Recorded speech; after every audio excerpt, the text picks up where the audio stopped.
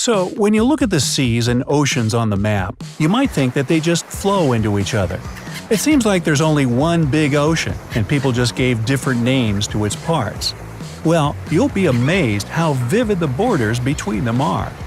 The border between the Pacific and Atlantic Oceans is like a line between two worlds.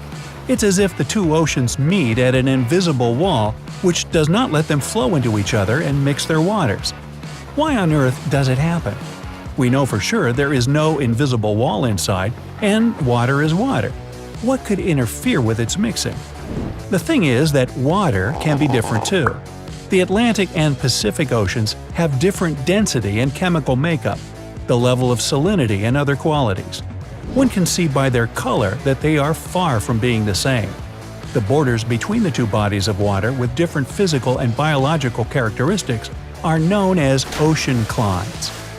Haloclines, borders between waters with different salinity, are the most spectacular, and this is what we see when the Atlantic and Pacific Oceans meet.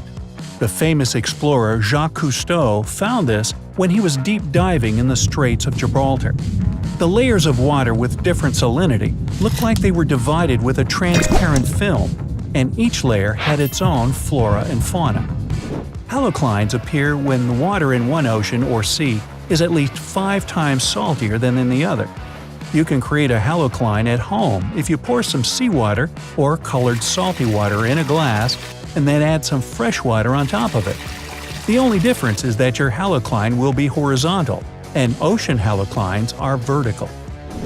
If you remember a couple of basic things from physics, you might argue that a denser liquid should finally end up lower and less dense higher. If that were true, the border between the two oceans would look not like a vertical line but as a horizontal one, and the difference between their salinity would become less obvious the closer they got to each other. So why doesn't it happen here? Well, first, the difference in density of water of the two oceans is not that great for one of them to get down and the other to rise up. And yet, it's enough to not let them mix. Still, another reason is inertia. One of the inertial forces known as the Coriolis force influences objects when they are moving in the system of axes, which, in its turn, is moving too. In simpler words, the Earth is moving, and all the moving objects on it will be acted upon by Coriolis force, deviating from their course. As a result, the objects on the Earth's surface don't move straight on, but deviate in clockwise order in the northern hemisphere and counterclockwise in the southern. But the Earth is moving slowly. It takes a planet a whole day to make a full circle around its axis. That's why the Coriolis effect gets obvious only in long time intervals, with cyclones and ocean flows. And this is why the direction of flows in the Atlantic and Pacific Oceans is different. It also doesn't let them mix. Another important difference between the two oceans' water is the strength of molecules' connection, or surface tensile strength. Thanks to this strength, molecules of a matter hold on to each other. The two oceans have a totally different surface tensile strength, and it also doesn't let them mix. Maybe they could gradually start mixing with time, but as the flows in them have opposite directions, they just don't have time to do this. We think that it's just water in both oceans, but its separate molecules meet for just a short moment and then get carried away with the ocean flow. Don't you think, though, that only the Atlantic and Pacific Oceans don't get on well with each other? There are a lot of places on the planet where water in the two seas or rivers doesn't mix. There are also thermoclines, borders between water of different temperatures, like the warm water of the Gulf Stream and much colder North Atlantic Ocean. Chemoclimes are the most amazing ones. These are borders between waters having different microclimate and chemical makeup. The Sargasso Sea is the biggest and most widely known chemocline. It is a sea within the Atlantic Ocean which has no shores, but you've got no chance not to notice it. Let's have a look at some other spectacular clines on the planet. 1.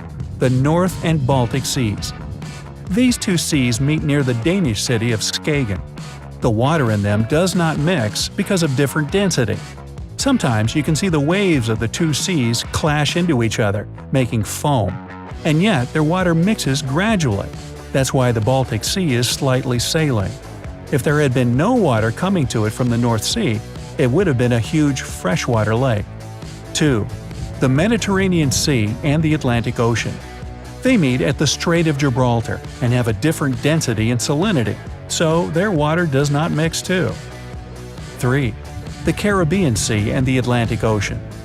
The place where they meet is near the Antilles, and it looks like someone has painted water with different shades of blue. Another place where these two meet is the Eleuthera Island of the Bahamas. The Caribbean seawater is turquoise, and the Atlantic Ocean water is dark blue. Number 4. The Suriname River and the Atlantic Ocean meet near Paramaribo in South America. 5. The Uruguay River and its afflux. These two meet in Misiones province in Argentina. One of them is clean to be used in agriculture, and the other gets almost red because of loam during rainy seasons. 6. The Rio Negro and Solimões rivers, part of the Amazon River. 6 miles from Manaus in Brazil, Rio Negro and Solimões rivers run into each other, but don't mix for about 2.5 miles. The Rio Negro is dark and Solimões light. They have a different temperature and speed of flow. 7. Moselle and Rhine. They meet at Koblenz, Germany. Rhine has lighter water and Moselle darker. 8. Ilz, Danube, and Inn. The junction of these 3 rivers is in Passau, Germany. Ilz is a small mountain river to the left, the Danube is in the middle, and Inn is the light river to the right. Inn is wider than the Danube here, but still is its afflux. 9. Alaknanda and Bhagirathi rivers meet in India. Alaknanda is dark and Bhagirathi is light. 10. Irtush and Ulba flow into each other in Kazakhstan near the city whose name you'll never be able to pronounce, nor will I. You give it a shot. The Irtysh has clean water and Ulba cloudy. Number 11. The Jialing and Yangtze rivers meet in Chongqing, China. The Jialing is clean and the Yangtze is brown. 12. Irtysh and Om. These 2 rivers flow into each other in Omsk, Russia. The Irtysh is cloudy and the Om pure and transparent. 13. Chuya and Katun rivers meet in the Altai Republic, Russia.